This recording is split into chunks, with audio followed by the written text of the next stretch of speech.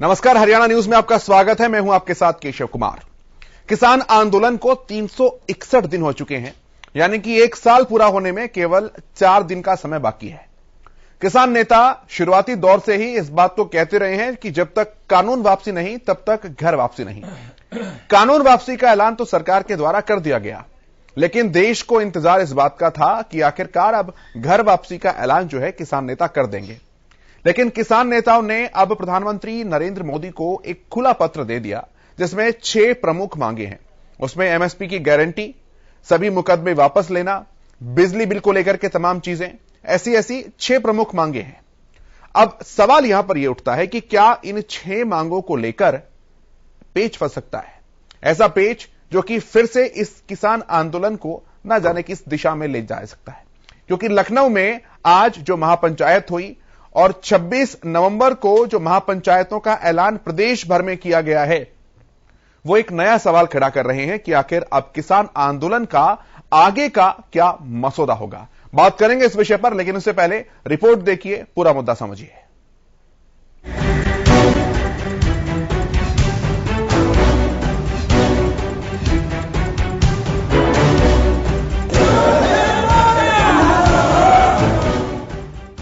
सरकार के तीनों कृषि कानून को वापस लेने के ऐलान के बाद भी किसान नेताओं से जो अपेक्षा जनता को थी, वो अभी पूरी होती नजर नहीं आ रही है। इसका कारण है किसान नेताओं के द्वारा प्रधानमंत्री मोदी को लिखे पत्र में 6 मांग। ये सिर्फ मांगे नहीं है, बल्कि ऐसे पेच हैं जो अगर नहीं खुल पाए तो आंदोलन कब खत्म होगा कुछ कहा नहीं जा सकता। उत्तर प्रदेश की राजधानी लखनऊ में आज हुई किसान नेताओं की महापंचायत के बाद ये तो साफ हो गया कि केवल कानून वापसी से घर वापसी होने वाली नहीं है। उत्तर प्रदेश की राजधानी लखनऊ में आयोजित किसान महापंचायत में भारतीय किसान यूनियन के प्रवक्ता राकेश टिकैत ने केंद्र सरकार पर जमकर निशाना साधा। राकेश टिकैत ने कहा कि एमएसपी कानून बनेगा तभी आंदोलन खत्म होगा। उन्होंने कहा कि बाकी सभी मुद्दों पर हम कमेटी बनाएंगे। इस दौरान उन्होंने यूपी सरकार पर निशाना साधते हुए कहा कि उत्तर प्रदेश में बिजली के दाम सबसे ज्यादा हैं। एक्सपर्ट क्या करेंगे? किसान है, राइस का कम रेट में क्यों बिक रहा है? एक्सपर्ट क्या करेगा उसमें? कमेटी तो बड़ी हुई है 2011 में। ये जब मुख्यमंत्री थे तो इन्होंने अपनी रिपोर्ट दी थी कि एमएसपी पे गारंटी कानून बनना चाहिए। भारत सरकार की एक कमेटी बनी थी, उसके हेड मोदी जी थे जब ये मुख्यमंत्री थे। वह कमेटी थी, उसने कमेटी ने रिपोर्ट दी थी कि एमएसपी पे गारंटी कानून बनना चाहिए और उस रिपोर्ट को लागू कर दो। आज ये प्रधानमंत्री है। लखीमपुर खीरी की घटना को लेकर राकेश टिकैत ने कहा कि कातिल को हीरो बनाओगे तो हम उसे आगरा की जेल में हीरो बनवाएंगे। टिकैत ने साफ शब्दों में कहा कि एमएसपी पर कानून बन जाएगा तो धरना समाप्त हो जाएगा, उसके बाद अन्य मुद्दों पर कमेटी बनाएंगे। राकेश टिकैत ने कहा कि प्रधानमंत्री नरेंद्र मोदी 2011 में जब गुजरात के मुख्यमंत्री थे तब उनके अधीन एक कमेटी बनी थी। हम चाहते हैं कि उसी कमेटी की रिपोर्ट को सामने लाया जाए। वहीं प्रदेश में भी अलग अलग जिलों में किसान महापंचायतें बुलाने का ऐलान कई किसान संगठनों और सामाजिक संस्थाओं की तरफ से किया गया। चरखी दादरी की जय बाबा स्वामी दयाल धाम की तरफ से 24 नवंबर को सर्वखाप महापंचायत बुलाने का ऐलान किया गया है। 24 नवंबर 2021 को सुबह 10 बजे बाबा स्वामी दयाल धाम पर सर्व जातीय खाप होगा 19 की एक पंचायत बुलाई है और इस पंचायत का बुलाने का उद्देश्य किसान आंदोलन से संबंधित है। जैसे कि भाई 1 साल इस आंदोलन को हो रहा है, तो उसी विषय में सभी भाइयों से और बुजुर्गों से और तमाम किसान भाइयों से विशेष रूप से सुझाव लेने के लिए बुलाई है कि भाई आगे हमने किस हिसाब से इस आंदोलन में लड़ाई लड़नी है। तो इसीलिए 24 तारीख की मीटिंग है। वहीं 26 नवंबर को इन किसान आंदोलन का 1 साल भी पूरा हो रहा है। इस वार्षिक समाप्ति पर किसान नेताओं को ये उम्मीद नहीं थी कि सरकार इतनी जल्दी इन मांगों को मान लेगी। प्रधानमंत्री का कानून वापसी का ऐलान खुद किसान नेताओं के लिए किसी अचरज से कम नहीं था। ऐसे में किसान नेताओं ने आंदोलन के 1 साल पूरा होने पर अलग अलग कार्यक्रम बनाए हुए थे, जिसमें कृषि आंदोलन स्थलों पर संख्या बढ़ाने पर जोर देना भी महत्वपूर्ण था। लेकिन किसान संगठनों ने यह भी साफ कर दिया कि भले ही सरकार ने कानून वापसी का ऐलान कर दिया हो, लेकिन किसान नेताओं ने जो कार्यक्रम बनाए थे उनमें किसी तरह का कोई बदलाव नहीं किया जाएगा। अभी जो सिर्फ प्रधानमंत्री ने घोषणा की है कि 3 जो कानून है वो वापस लिए जाएंगे। इसमें हमारी कल एक बैठक हुई थी संयुक्त मोर्चे की, उसके अंदर आगे के कार्यक्रम जो पहले हमारे रखे हुए थे वो कार्यक्रम वैसे के वैसे जारी रहेंगे, जिसमें 26 नवंबर को 1 साल पूरा होने पे मोर्चों के ऊपर जो है वो गैदरिंग को बढ़ाना और जगह जगह से जत्थे चल के दिल्ली के सिंगू बॉर्डर के, शाहजहांपुर बॉर्डर, गाजीपुर बॉर्डर, सभी बॉर्डरों के ऊपर लाखों की संख्या के अंदर लोग पहुंचेंगे 26 नवंबर को। और 29 नवंबर को संसद मार्च का हमारा प्रोग्राम बना था कि 500 किसान जो है हर रोज संसद का मार्च करेंगे।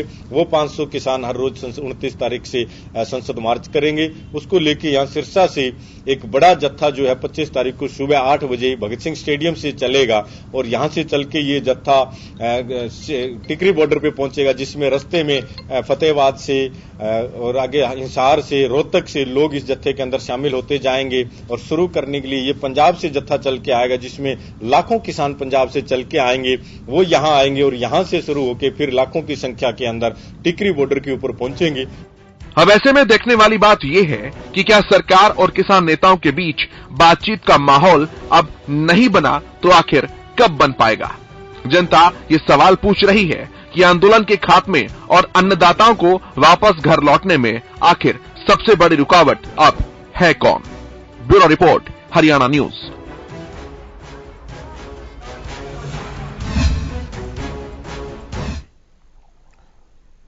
तो बात करते हैं इन मुद्दों पर। जो पैनल मेरे साथ जुड़ा है उनका परिचय मैं सबसे पहले आपसे कराऊं। स्टूडियो में इस वक्त मेरे साथ मौजूद हैं योगेश कौशिक जी, जो कि राजनीतिक विश्लेषक हैं। अशोक मलिक जी, भारतीय किसान यूनियन के प्रवक्ता हमारे साथ मौजूद हैं। खालिद चैलका जी, कांग्रेस के प्रवक्ता हमारे साथ हैं। सत्यव्रत शास्त्री जी, भाजपा के प्रवक्ता हमारे साथ हैं। और रजवंत डाहिनवाल जी, इंडियन नेशनल लोकदल के प्रवक्ता हमारे साथ हैं। आप सभी का बहुत स्वागत है। मलिक साहब, किसान आंदोलन के पूरे दौरान हम एक बात सुनते आए थे कि जब तक कानून वापसी नहीं तब तक घर वापसी नहीं। कानून वापसी का ऐलान तो प्रधानमंत्री ने कर दिया, लोग सोच रहे थे कि घर वापसी का ऐलान भी इसी के साथ हो जाएगा। कहां रुकावट आ रही है, क्या दिक्कत है? आप देखिए केशव जी, सबसे पहले तो मैं वो आपको बताना चाहता हूं, दुनिया का सबसे शायद लंबा आंदोलन और शांति प्रिय आंदोलन ये जो किसान आंदोलन रहा है, इसमें पूरे हिंदुस्तान का भी शायद इतना बड़ा कोई अब तक आंदोलन नहीं हुआ होगा। इसमें जितने भी हमारे किसान भाई शहीद हुए हैं, हम सबसे पहले तो उनको भी नमन करते हैं। और जिन्होंने अपना दिन रात एक करके इस आंदोलन में बढ़ चढ़ के भाग लिया है और इस सरकार को झुकाने का काम किया है, वो भाई भी और हमारी माता बहनें वो भी बधाई के पात्र हैं। और इसमें हम मुख्य प्रधानमंत्री जी को भी, उनका भी धन्यवाद करना चाहते हैं कि उन्होंने इतनी दुख तकलीफ तो हमारे को दी, लेकिन आखिरकार वो जो है गुरु नानक जयंती पे उनको भी भगवान ने सद्बुद्धि दी और वो भी जो है उन्होंने अपने जो कानून हमारे ऊपर जो थोपे थे वो वापिस ले लिए। हम उनका भी धन्यवाद करते हैं, ताकि क्योंकि आने वाले समय में और जो टकराव की स्थिति ना बने। और जिन भाइयों में अब उन्होंने केस जो वापिस ले लिए, लेकिन यहाँ पे जो आप कह रहे हो ठीक बात है, कानून वापसी नहीं तो घर वापसी नहीं, ये तो था। लेकिन 1 साल तक जो किसान भाई यहां बैठे रहे हैं और जो जहां जहां प्रदर्शन हुए हैं पूरे हरियाणा या पूरे देश में, जहां प्रदर्शन हुए लोगों पे जो है केस भी बन गए हैं, उन्होंने झूठे साचे जो भी मुकदमे बने हैं और हमारे भाइयों की शहादत भी हुई है। अब ये एमएसपी वाली बात है, एमएसपी तो पहले भी थी, चलती आ रही थी, आगे भी रहेगी, ये सभी कहते थे। लेकिन मेन बात जो हमारी ये है कि जिन भाइयों को ने शहादत दी है इस आंदोलन के दौरान और जिनके ऊपर केस भी बने, क्यों बने? क्योंकि ये सरकार ने कानून थोपे तो केस बने, नहीं तो हम अपने खेती बाड़ी कर रहे थे, सब अपने अमन चैन की जिंदगी जी रहे थे। तो सरकार ने चाहिए ये और बड़ा दिल करके कि वो कानून, ये जो केस बने हैं सारे केस वापस होने चाहिए और जिनकी यहां शहादत हुई है उनके परिवार को उचित मुआवजा या नौकरी का प्रावधान सरकार इसमें जो है करे, ताकि समाधान निकले और बातचीत एक बार। और इसमें सभी जो शांति प्रिय ढंग से ये आंदोलन चला और हमारी जितने हरियाणा की खाप है जो पीछे से सपोर्ट करी थी, खापों ने भी ये तहे दिल से ये कहा कि भाई अच्छा काम हो गया है, पूरे जो अमन चैन हम चाहते हैं और आगे भी भाईचारा बना रहे, ये प्रधानमंत्री अच्छा काम कर दिया। और जो आप कह रहे हैं घर वापसी, ये 2 रुपए और 2-4 और जैसे बिजली का और एक पराली में जैसे भाई वो सजा का प्रावधान है, 2-4 मुद्दे और हैं, उनका और सरकार समाधान कर दे तो घर वापसी तो हो ही जाएगी, इसमें तो ज्यादा अब दिक्कत नहीं रही है। ठीक है खालिद भाई, आपका क्या स्टैंड है, कांग्रेस पार्टी का क्या स्टैंड है इस चीज को लेकर? क्योंकि ये तो है ही कि किसान अपने घरों को वापस लौटे, सब कुछ खुशहाल वापस जैसा पहले था वैसे ही नजर आए, क्योंकि कानून वापसी का ऐलान तो प्रधानमंत्री ने कर दिया है। देखो केशव जी, बेशक 3 काले कानूनों को लेने का ऐलान प्रधानमंत्री जी ने कर दिया, लेकिन इनके लागू करने में, इनको वापस लेने में एक बहुत बड़ा अहंकार दिखा। जब आपने इन कानूनों को लागू करने की कोशिश की, बेशक वो सुप्रीम कोर्ट ने उन पर रोक लगाई, लेकिन लागू करने की कोशिश की तो तब भी आपने किसी राजनीतिक दल से, किसी किसान संगठन से, आपने किसी के साथ मशवरा नहीं किया कि हम किसानों के लिए यह बनाने वाले हैं। आपने एकदम से थोप दिया। 1 साल से किसान आंदोलन चल रहा था और उसमें लगभग 600-700 किसान शहादत दे चुके। और आज आप क्या करते हैं कि आप एकाएक आते हैं और आप टीवी पे आके बोल जाते हैं। उसमें भी आपका अहंकार दिखा। ये सब चीज को समझने की जरूरत है कि जिस दिन माननीय प्रधानमंत्री ने इसका ऐलान किया, उस दिन इस देश के अंदर 2 मुख्य चीजें थी। उस दिन एक हम गुरु नानक जी की जयंती मना रहे थे और श्रीमती इंदिरा जी की, स्वर्गीय श्रीमती इंदिरा जी की पुण्यतिथि भी हम मना रहे थे। माननीय प्रधानमंत्री जी आते हैं और मना रहे थे, और माननीय प्रधानमंत्री जी आते हैं प्रकाश पर्व की सबको शुभकामनाएं देते हुए। देश की पूर्व प्रधानमंत्री, जिसने देश को मजबूत किया, जिसने इस देश की साख छोड़ी विदेशों में, उसका नाम तक नहीं लिया। ये अहंकार है। नहीं तो अब इसका होना क्या चाहिए था? अगर आपको लगता था कि कानून वापस लेने हैं, क्या आपने अपने सरकार के मंत्रियों के साथ को मशवरा किया? उसकी कोई आपके पास कोई रिपोर्ट्स आई है? क्या उसका कोई वीडियो या कोई प्रेस कॉन्फ्रेंस आई है? क्या आपने राजनीतिक दलों के साथ को इसके लिए कोई बातचीत की? ऐसा आपने नहीं किया, क्योंकि आप ये समझते थे कि आप एकाएक बोल देंगे पहले की तरह, जैसे आपने 15 लाख का बोला था, जैसे आपने नोटबंदी का बोला था, जिससे देश को बहुत बड़ा नुकसान हुआ था। इतना सा करना था, इसमें इतना सा उनको करना था। कांग्रेस का स्टैंड बहुत क्लियर था कि जब तक ये कानून वापस नहीं होंगे, एमएसपी नहीं आएगी, हम किसान के साथ खड़े हैं। ये भी कहते रहे, मीडिया भी कहता रहा और दूसरे लोग कहते रहे। जिन्होंने नहीं कहा, जिन्होंने कहा उन्होंने कहा कि किसानों के कंधों का इस्तेमाल राजनीति के लिए हो रहा है। ठीक है, मैं एक सेकंड, अभी बात खत्म नहीं। ये किसानों के कंधों का इस्तेमाल नहीं है। जब भी इस देश के अंदर, बहुत बड़ा हमारा सुंदर और खूबसूरत देश है केशव जी, इस देश के अंदर जिस किसी वर्ग पर कोई परेशानी या कोई विपदा या कोई मुश्किल आती है, सरकार के द्वारा कोई इजाजती की जाती है, तो विपक्षी दलों की जिम्मेवारी है, हम अपनी जिम्मेवारी को निभा रहे थे। अगर आप इतना सा इसमें कर देते, आपने बोला ये एमएसपी की जो बात आज किसान कर रहा है, कि सभी इसको समझने की जरूरत है। 2011 में माननीय प्रधानमंत्री जी उपभोक्ता मामलों कमेटी के चेयरमैन थे। आपने खुद ने एक चिट्ठी लिखी थी देश के प्रधानमंत्री, उस समय के प्रधानमंत्री डॉक्टर मनमोहन सिंह जी को, कि ये एमएसपी देनी चाहिए किसानों को। तो आज जो स्थिति है वो ये है कि एक पूर्व के मुख्यमंत्री, आज के प्रधानमंत्री अपनी ही बात को नहीं मान रहे हैं। ये एक बड़ी बड़ी दिक्कत है। ऊपर से ठीक है, लखीमपुर, एक बात रह गई, लखीमपुर खीरी में क्या हुआ पूरी देश और दुनिया ने देखा। क्या हुआ कि एक मंत्री का बेटा, जो सरकार में मंत्री है, उनका बेटा अपनी गाड़ी से किसानों को कुचल देता है। क्या उन किसानों का, उनका कोई हक नहीं बनता इंसाफ के लिए? आप अपराधी के पिता को अपने साथ मंच साझा करवाते हैं, तो आप किस हैसियत से कहते हैं कि आप उन किसानों को इंसाफ दे पाएंगे? तो ये सारी चीजें जो किसानों के मन में घर कर गई हैं, और वो जब तक कानून ऑफिशियली वापस नहीं होंगे, जब एमएसपी नहीं आएगी, और जो किसान शहीद हुए हैं उनको आप सम्मान कोई दर्जा नहीं देंगे, तब तक किसान को बरगलाना या उनके कंधों को इस्तेमाल करना या उनके ऊपर उनकी प्रताड़ना करना, ये बहुत मुश्किल काम। ठीक है। रजवंत जी के पास मैं आता हूं। रजवंत जी, इनिशियल कमेंट क्या देख रहे हैं इस पूरे मुद्दे में? जी देखिए, बात काफी भाई खालिद ने भी काफी अच्छी बातें कही है। चलो, अच्छी बातें हैं, किसानों के हक में पहली बार इस हिसाब से बोले हैं। बाकी ये चीज एक जरूर आती है सामने कि जिस प्रकार प्रधानमंत्री जी ने एकदम आके ये कानून लागू कर दिए, और आज अचानक एकदम आके ही कानून में 22 जनवरी से आपकी आवाज नहीं मिल पा रही सर, वापस आऊंगा मैं, लेकिन उससे पहले सत्यव्रत जी के पास आता हूं। सत्यव्रत जी, हेलो, आवाज आ गई सर? रजवंत जी, मैं वापस आता हूं, कनेक्शन को थोड़ा दुरुस्त कर लेते हैं, आपकी आवाज ठीक से नहीं मिल पा रही है। सत्यव्रत शास्त्री जी, जिस तरीके से मांग की जा रही थी, लोगों को यही लग रहा था कि आंदोलन समाप्ति की तरफ अब चला जाएगा, लेकिन अब 6 मांगों का जो पत्र प्रधानमंत्री के नाम दिया है संयुक्त किसान मोर्चा ने, उसको पढ़कर प्रधानमंत्री मोदी जो है वो कब इसी तरह का एक ऐलान कर सकते हैं कि ठीक है भाई, अब इतना मान लिया तो इन 6 मांगों को भी मान लेते हैं, आंदोलन खत्म कीजिए, वापस जाइए? देखिए केशव जी, आज इस डिबेट को उस मांग के बाद कर रहे हैं जब 1 साल भर तक हर व्यक्ति की जबान पर यह था कि कानून वापसी नहीं तो घर वापसी नहीं। और माननीय प्रधानमंत्री ने बड़े अदब के साथ, बड़े सम्मान के साथ अपनी पूरी व्यवस्था रखते हुए उन्होंने इन कृषि कानूनों को वापसी का ऐलान किया। अब जो लोग किसान नेता ये कह रहे हैं कि कुछ बातें हैं, उनका ये जो कुछ शब्द है, ये इसके लिए क्या प्रयोग किया जाए वो मैं आगे बताऊंगा। लेकिन जब इस कानून के संबंध में जो आंदोलन चला, उस टेबल पर जब पहली बार आए तो उस पर 3 मांगे थी।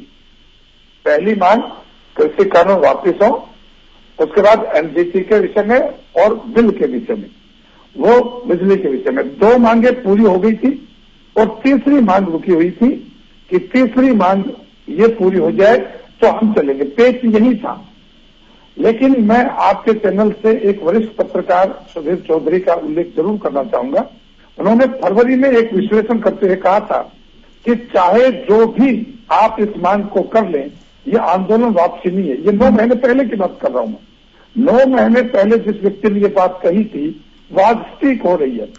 आज जैसे ही प्रधानमंत्री ने लागू तो नहीं किए थे कानून सुप्रीम कोर्ट के द्वारा सस्पेंड भी था, उसके बावजूद एक मांग थी कि ये वापसी हो जाए, हम घर चले जाएंगे।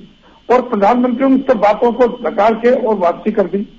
लेकिन वो बात आज सत्य दिखाई दे रही है कि आज आंदोलन समाप्त नहीं हो रहा। और इसकी गारंटी भी है कि जो आज पैनल पर बैठकर बात कर रहे हैं, चाहे किसान नेता के रूप में, चाहे कांग्रेस नेता के रूप में, वो इन सबकी बातों के होने के बाद भी आंदोलन समाप्त नहीं हो रहा।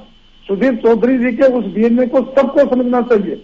और वास्तव में इस कानून वापसी का कोई प्रेशर नहीं था, चुनाव का लोभ नहीं था, जनता के आक्रोश का लोभ नहीं था, विपक्षी नेताओं की बढ़ती जो तलखी थी उसका डर नहीं था। केवल और केवल एक नरेंद्र मोदी के मन में था कि जिस प्रकार से विपक्षी दलों ने किसान के नाम से जो जातिवाद का अध्याय और एक अलगाववादी ताकतों को जो सहारा दिया है और इनपुट्स जो सरकार के पास थे, उससे थे किसान की ताकत को आधार मानकर उसको बदलाकर इस देश के अंदर वापसी। तो शास्त्री जी जो कानून वापसी की बात प्रधानमंत्री ने कही, मैं आप ही से सवाल कर रहा हूं सर, मैं आप ही की बात को पकड़ रहा हूं। जो प्रधानमंत्री जी ने कानून वापसी की बात कही, तो आपको क्या लगता है वो अलगाववादी ताकतों के डर से कही जैसा कि आप कह रहे हैं, या किसानों की मानकर कही? देखिए, किसानों के लिए उन्होंने अपने उस संबोधन के अंदर उल्लेख किया किसान हित के लिए हमने क्या क्या किया। और किसी भी किसान आंदोलन की या किसान संगठन की ये मांगे नहीं थी जो पिछले दिनों प्रधानमंत्री ने अपने कार्यकाल के दौरान किसान के हित में जो मांग थी। उसके बाद कि इतना बड़ी बात जो प्रधानमंत्री ने बगैर मांगे दे दी, तो ये वर्ग जो है ये बहुत बड़ा वर्ग है, बहुत ताकत रखने वाला है, वोट प्रतिशत भी है। मैं आता हूं सर, मैं वापस आता हूं आपके पास। एक बात देखना नहीं सुनिए, आप बात सुनने पड़ेगी, बात पूरी बात करने में जल्दी से। तो इन सब लोगों को इतना दे दिया, ये वर्ग कहीं इस भाजपा के साथ न लग जाए तुरंत, इसका विरोध आंदोलन था। लेकिन उसके बावजूद भी किसानों का मन रखते हुए और ये बात देखते हुए कि इस किसान आंदोलन का इशारा और उसका इनपुट कहां से आ रहा है, इसलिए प्रधानमंत्री ने दोनों बातों को ध्यान में रखते हुए इस कानून की वापसी की थी। और अब किसान नेताओं को केवल एक बात करके कि जितने आपने रोड अवरोध कर रखे हैं, उन रोडों को अवरोध करके शांतिप्रिय बात का वार्ता का शुरुआत करें। और ये जो रोड रोकने की बात है, मैं कहता हूं चाहूंगा, रोड रोकने का आंदोलन देश में पहली बार प्रयोग हुआ और ये भारत का नहीं है, इससे पहले भी महेंद्र सिंह टिकैत के माध्यम से जब आंदोलन चले तो देश। ठीक है शास्त्री जी, ठीक है शास्त्री जी, मैं वापस आता हूं और भी सवालों को लेकर, मैं वापस आऊंगा सर और भी सवालों को लेकर। लेकिन योगेश जी से मैं पहले रिएक्शन ले लूं एक बार, मैं वापस आऊंगा, योगेश जी से पहले रिएक्शन ले लूं। योगेश जी सवाल यही है सर, पहले तो मैं आपकी रिएक्शन ही चाहूंगा। दूसरा, एक तरफ तो किसानों की मांग है, दूसरी तरफ सरकार की वो बात भी है कि हां भाई झुक लिया, और तीसरी बार वो वाली बात भी जो जनता सोच रही है कि आखिर आंदोलन की वापसी कब होगी। किसानों की मांगे तो मान ली गई, लेकिन आंदोलन की वापसी कब? देखिए, मैं किसानों के लिए बहुत सालों से, जब से ये मामला हुआ है, उससे पहले भी कई किसानों के मामले आते थे, तो मुझे बहुत सीरियस मामला लगता है ये। लेकिन जब बहस होती है तो लोगों, जब बहसें हुई 50 सैकड़ों बहस में जब मैं बैठा तो खास तौर पे जो आज सरकार चला रहे हैं उन लोगों ने इसका आंदोलन का मजाक उड़ाया। मजाक उड़ाने में उन्हें उग्रवादी कहा, आंदोलनजीवी कहा, मोदी जी ने परजीवी कहा, उनको बदनाम करने के हर हथकंडे अपनाए गए कि वहां पे रेपिस्ट बैठे हैं। 26 जनवरी पे झंडा फहराने वाले जो इनके खुद के अपने प्लांटेड लोग थे उनको ये कहा गया कि ये तो खालिस्तानी है सारे के सारे। उसके अलावा भी मतलब अब मैं बताऊं क्या, लोगों को ही उनके खिलाफ भड़का के वहां पे लड़ाई कराने का प्लान किया गया। उनको लड़ाई कराने का प्लान किया गया। ठीक है, अब आगे की बात मैं करता हूं। अभी तो सर अभी सुन लीजिए पहले पूरी। सुधीर चौधरी जी का जिक्र किया जो तिहाड़ जेल काट के आए हुए हैं, उनका पूरा का पूरा इतिहास पूरा हिंदुस्तान जानता है। यूएई ने उन्हें बैन कर दिया है। इन्हें भी सुधीर चौधरी का नाम नहीं लेना चाहिए था।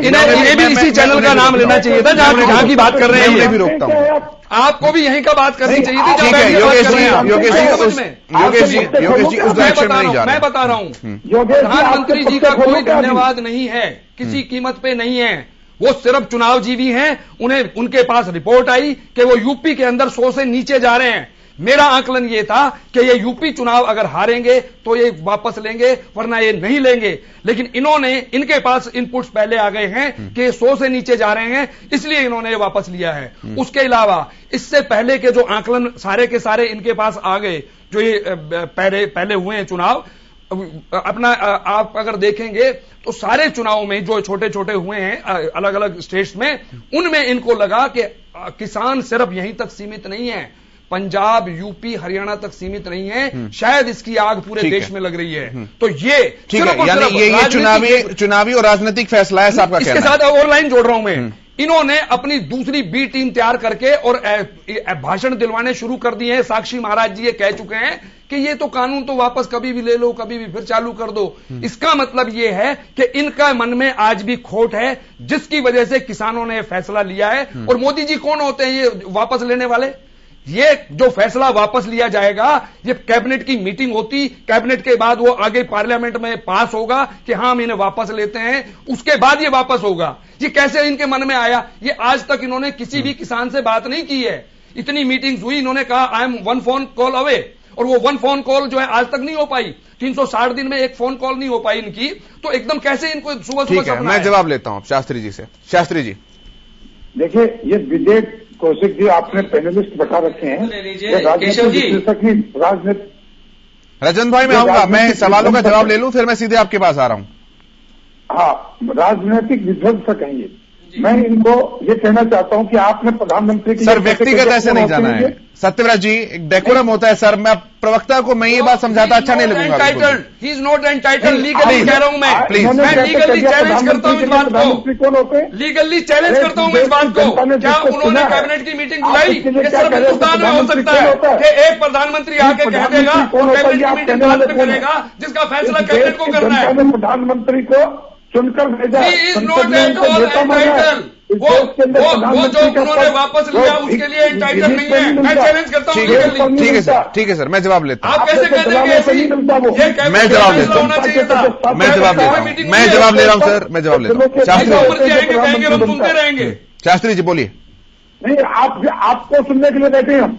आप जो कहेंगे वो सुनूंगा आपकी। आप सुधीर चौधरी को हीरो बताएंगे और मैं मान लूंगा। प्रधानमंत्री की गरिमा नहीं रखी। गरिमा क्या रखूंगा मैं क्या गरिमा रखूंगा जिसने 1 साल तक किसानों को वहां पे बिठा दिया, मरवा दिया, धूप में, बरसात में, ठंड में। कोई जाके बात करी उनसे आपने?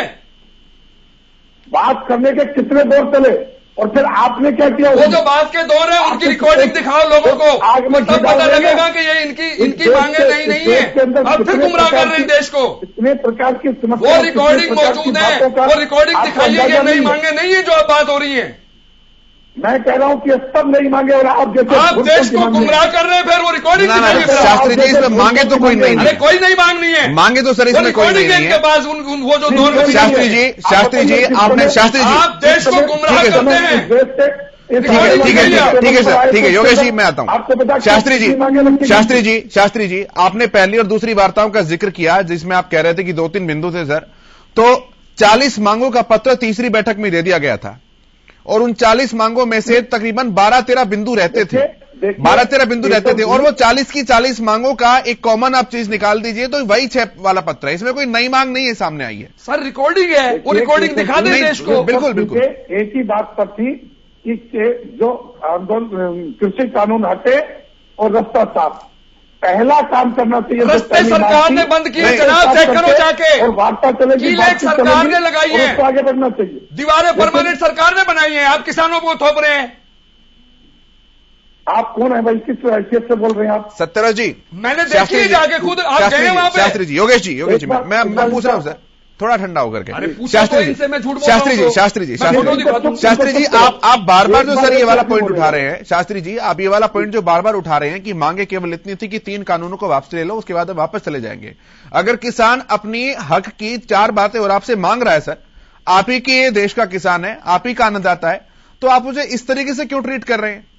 4 बातें हैं, वैलिड पॉइंट है, एमएसपी को लेकर मांग रहे हैं, जो मुकदमे हुए उनको लेकर मांग रहे हैं, बिजली की बिल की दरों को घटाने को लेकर बात कर रहे हैं। इसमें परेशानी क्या है? बात तो परिपक्व सरकार के नाते आपको उन पर करनी चाहिए। आप कह रही है बेवजह की मांग लेकर आ रहे हैं। देखिए, मैंने कल भी आपके चैनल पे शुक्रवार को भी कहा था और आज भी फिर कि समस्याएं केवल आज बैठकर पूरी हो जाएंगी नहीं। जब तक दुनिया है, जब तक किसान है, जब तक सरकार है, कुछ न कुछ समस्याएं आती रहेंगी और उन समस्याओं का समाधान होता रहेगा। और ऐसा नहीं है कि समस्याएं ये बहुत पहले से चली आ रही हैं, उस समय भी समस्याएं थी और उन समस्याओं का समाधान होते होते आगे को अड़चन आती है, उनके लिए आदमी प्रयास करता है, और जब सरकार कुछ नरम रुख नहीं अपनाती तो कठोर भी होता है। लेकिन इस कठोरता के बाद भी कांग्रेस के शासन में 1998 में इन किसान नेताओं के आंदोलन के ऊपर कितनी गोलियां चली थी और कितने लोग उन गोलियों से शहादत हुई थी। एक भी कांग्रेस प्रवक्ता के मुंह में दही जम जाता है। और ये जो आपने चुनाव विध्वंसक बैठा रखे, इनसे भी पंचारण पे आपने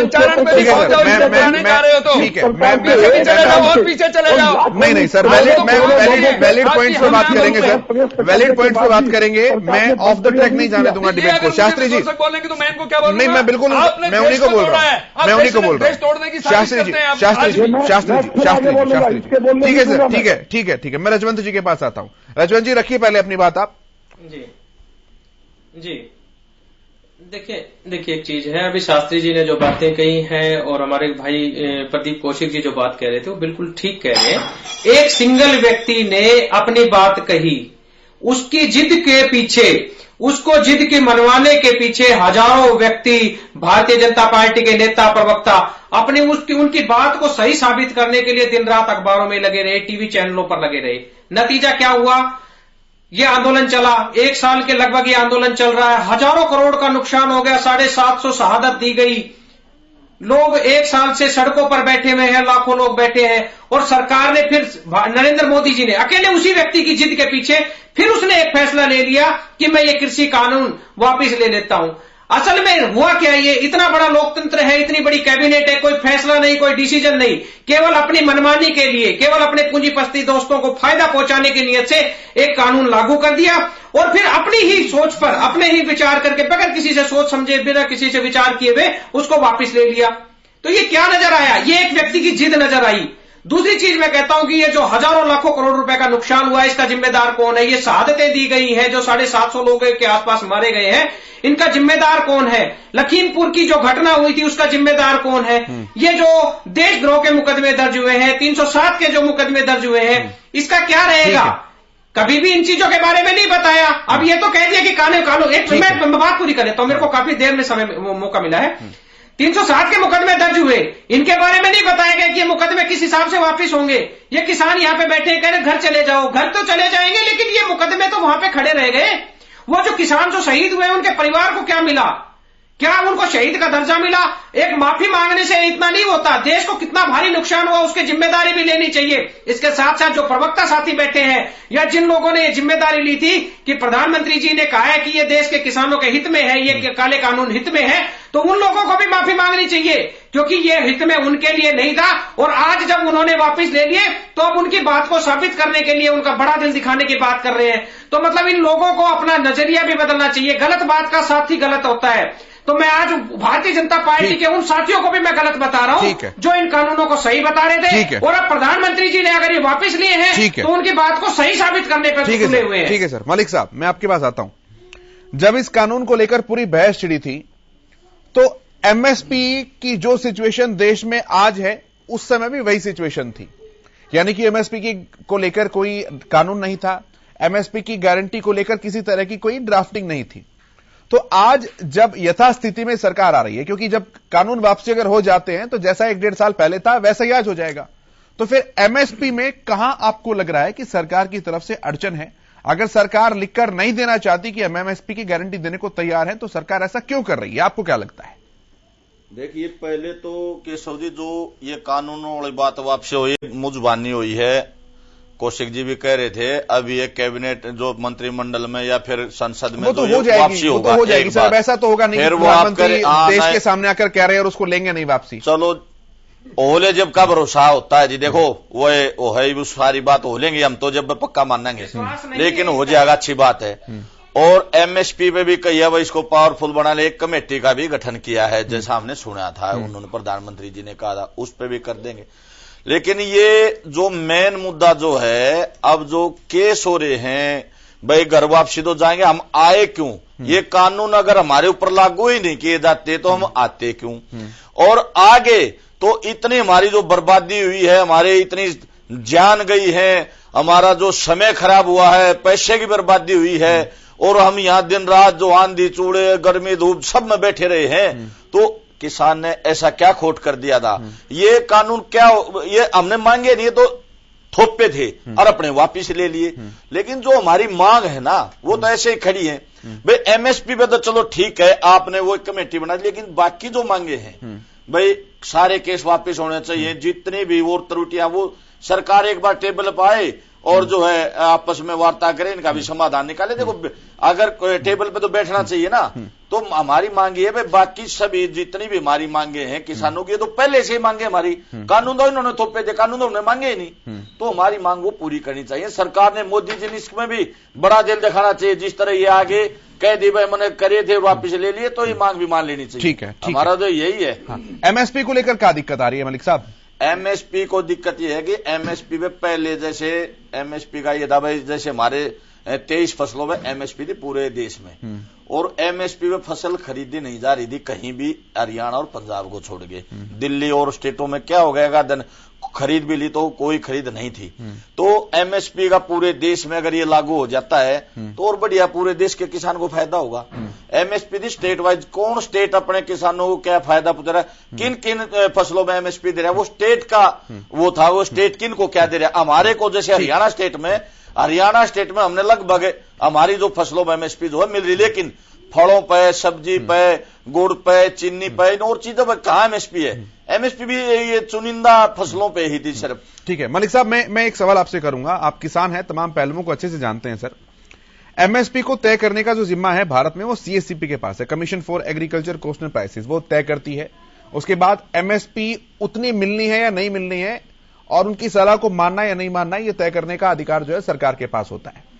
एक सामान्य नागरिक होने के नाते, जो कि किसानों के प्रति अपनी संवेदनाएं रखता है, मेरा सवाल इस बात को लेकर उठता है सर कई बार, कि अगर सरकार एमएसपी की गारंटी का बिल दे देती है, इसका मतलब हो गया कि जो फसल लेकर किसान भाई सरकार के द्वार पर खड़ा हो जाएगा, सरकार को उतना पैसा देना ही पड़ेगा। इस बात से हम और आप सभी वाकिफ हैं, जब किसी चीज की डिमांड बढ़ जाती है तो उसकी दर अपने आप घट जाती है। तो अगर किसी चीज का सप्लाई बहुत ज्यादा अगर किसानों ने कर दी, किसी एक फसल को बहुत ज्यादा उगा दिया, और उतनी अगर कीमत सरकार नहीं दे पाई, तो फिर इसका भुगतान कौन करेगा? वो गैप का जो गैप बनेगा उस प्राइसेस का, वो किस तरीके से सोल्व होगा? वो बात आपकी बिल्कुल जायज है कि भाई फसल ज्यादा हो गई, एमएसपी बना दी उन्हें, लेकिन वो एमएसपी की अगर सरकार गारंटी देगी, अगर सभी फसलों पर, फलों पर, हर चीज पर गारंटी देगी, तो सरकार एक बंदिश भी लगा सकती है कि भाई हम इतनी वो फसल खरीदे, आप इस तरह से फसल को ये किसान को होगा, सुनो, ये सोच सकती है ना सरकार, बिल्कुल कि भाई आप इस तरह से सरकार मलिक साहब, अगर सरकार की तरफ से ये बात कही जाती है कि भाई एक पर्टिकुलर एरिया में पर्टिकुलर फसल तय कर दी कि इस जिले में इस राज्य का किसान ये फसल उगाएगा, ये फसल ये उगाएगा, तो आप उस बात को मानेंगे? नहीं, लेकिन सरकार कह दे अगर हमारे जमीन है धानगिर सरकार के दे बाजरा उगाओ। नहीं सर, वो तो एग्रीकल्चर चीजें तय होंगी ना सर। जैसे आप एक देखिए, जैसे हरियाणा सरकार ने पिछले दिनों एक कानून बना दिया कि भाई कोई भी अगर आंदोलन करता है तो उसकी जमीन वमीन ये कुड़क कर जाए, सरकारी संपत्ति नुकसान पहुंचता है, तो ये भी काला कानून है।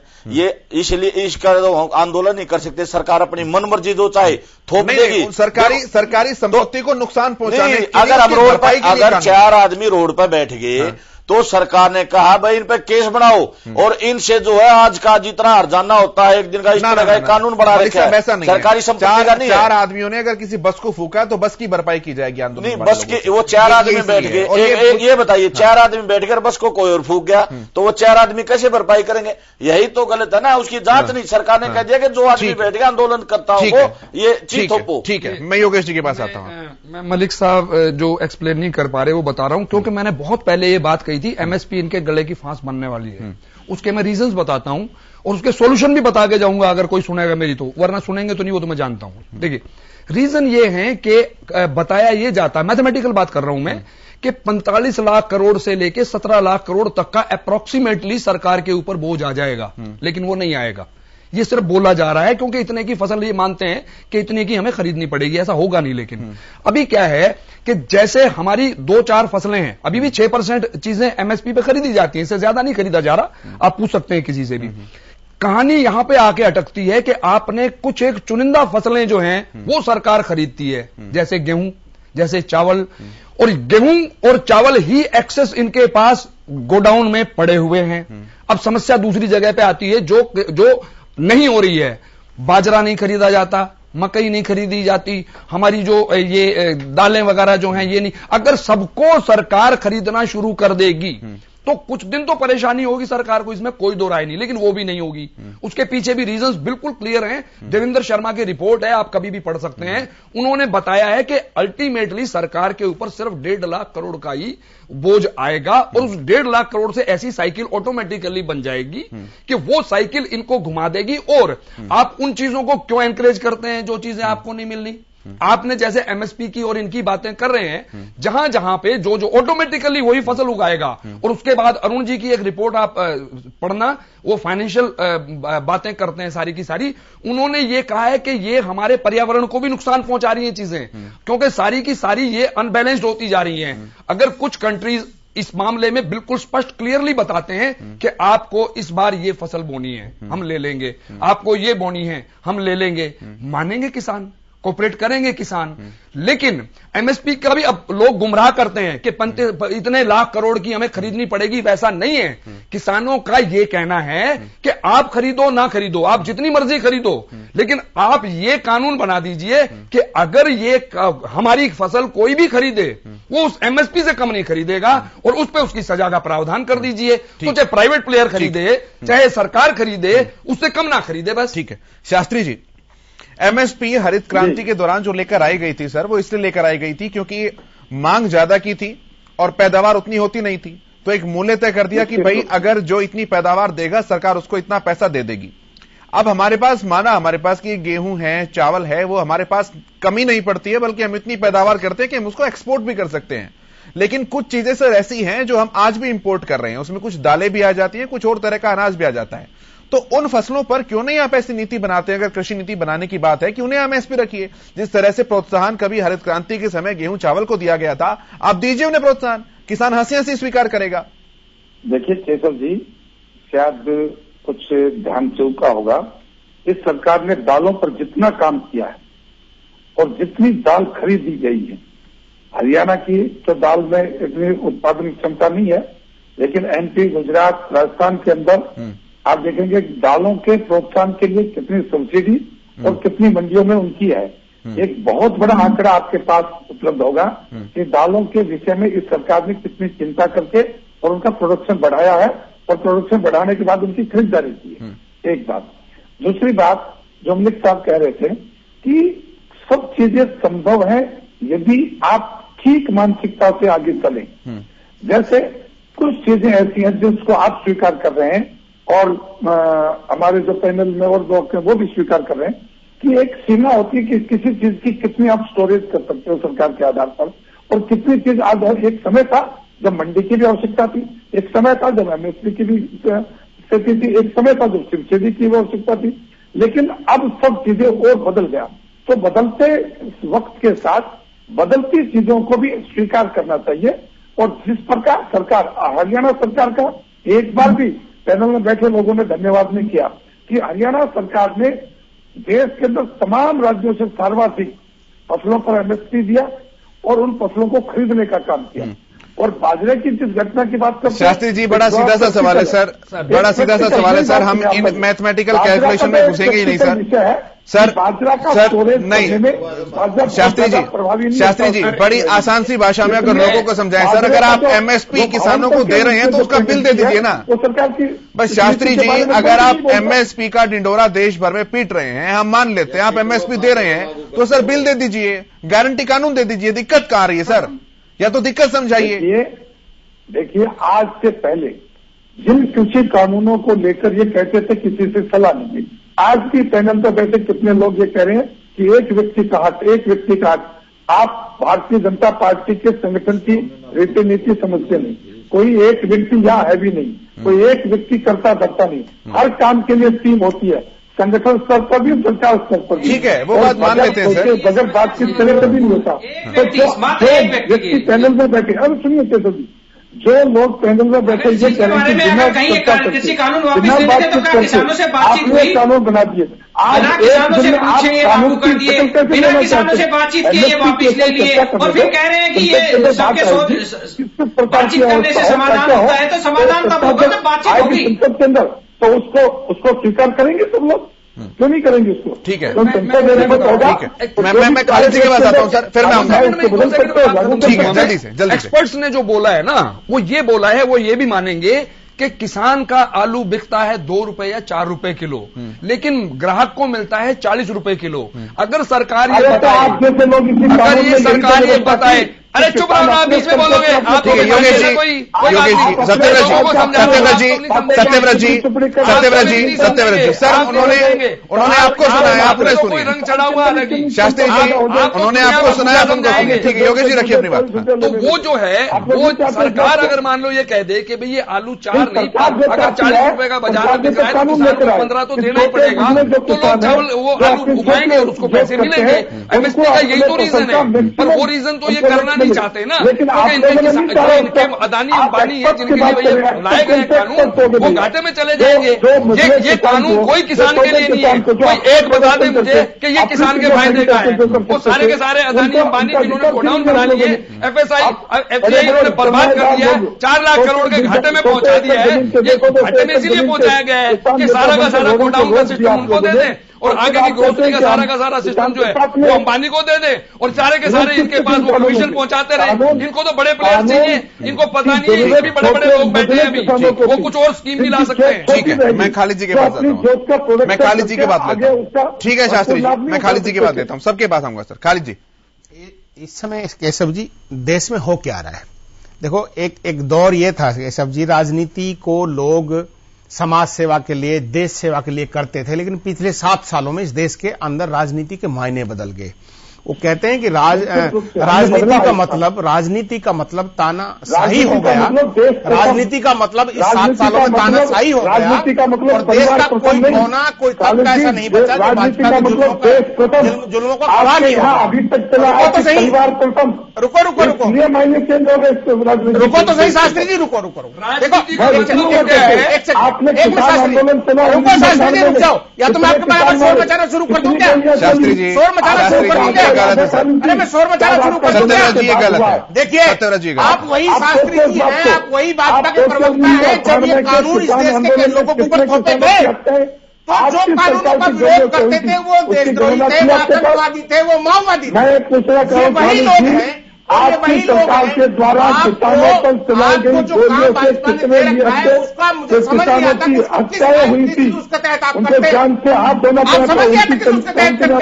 अरे आपको ये बताइए कि आपका स्टैंड 2 दिन में कैसे चेंज हो गया? जब 11-12 करोड़ की बातचीत देश के किसानों के साथ हो सकती है, होती है तो उसका देखा जाता है कि जब बड़ा तेज गिरता है क्यों नहीं तो धरती हिलती है। सरकार धरती हिलाने वाले कमलनाथ को जगदीश साहित्य आपने अपना नेता आज तक बनाया एमएसपी की किसान गारंटी की उसकी भी बात कर रहा था, आज भी वही बात कर रहा है। वो बात वही कर रहा है जो देश के गुजरात के मुख्यमंत्री हमारे माननीय प्रधानमंत्री जी कह चुके हैं, वही अलग से नहीं मांगे लोगों के।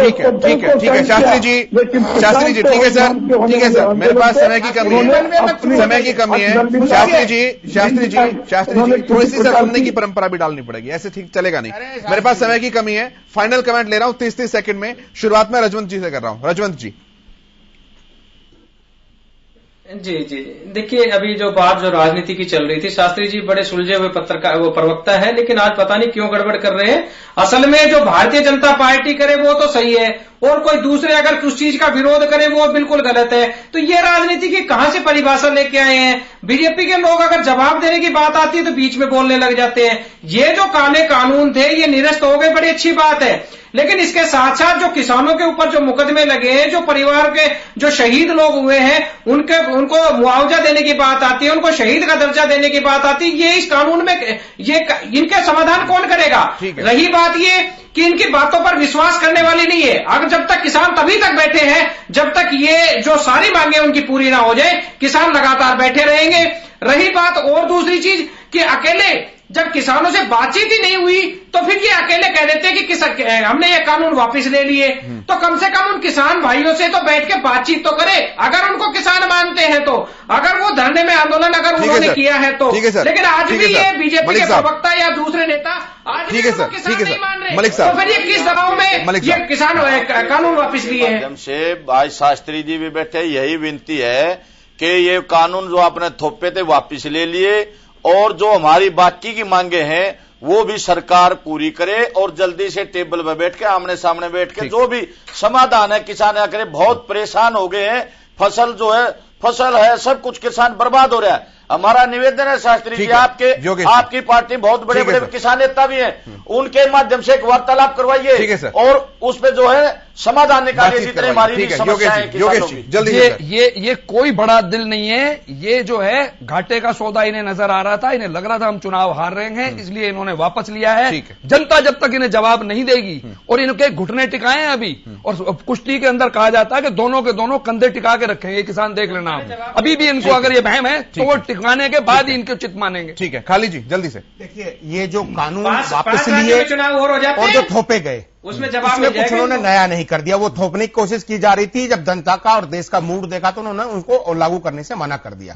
किसानों की एक मांग थी कि एमएसपी की गारंटी दी जाए, वो सरकार को देनी चाहिए। ठीक है। और जो राजनीतिक दल और किसान जिनको माओवादी उग्रवादी कहते हैं, उनके अलावा दो भाजपा के बड़े नेता, एक ही संघ कैसे दो भाजपा के बड़े नेता, उनके सांसद वरुण गांधी जी और उनके नेता महामहिम राज्यपाल श्री मलिक साहब कहते हैं ना, उनकी ही बात मान लें और किसानों के साथ इंसाफ करें, और जो लोग अपराधी इसमें हैं, मंत्री के बेटे और मंत्री, उनके खिलाफ कार्रवाई होनी चाहिए। आपकी तरफ आ रहे हैं वो दोनों। शास्त्री जी देखिए, मैं जो आज आपने प्रबुद्ध वर्ग से बैठाए राजनीतिक विध्वंसक, उनकी बातों से कतई सहमत नहीं हूं। उन्होंने प्रधानमंत्री और संविधान के प्रति जो शब्दों का प्रयोग किया वो उस पर मेरा नहीं सर, कोई ऐसा प्रयोग नहीं किया। शास्त्री जी आपको भी हम ध्यान रखेंगे। ऐसे किसी व्यक्ति को आपने बताया जो जनता आपको बिल्कुल निपटा के छोड़ेंगे। आप जैसे प्रवक्ता इस बीजेपी को बर्बाद करेंगे। ठीक है योगेश जी, होती नहीं है, आप ऐसी फजूल की बात करते हैं। आप चाहते हैं कि आप अपना होमवर्क करते नहीं है।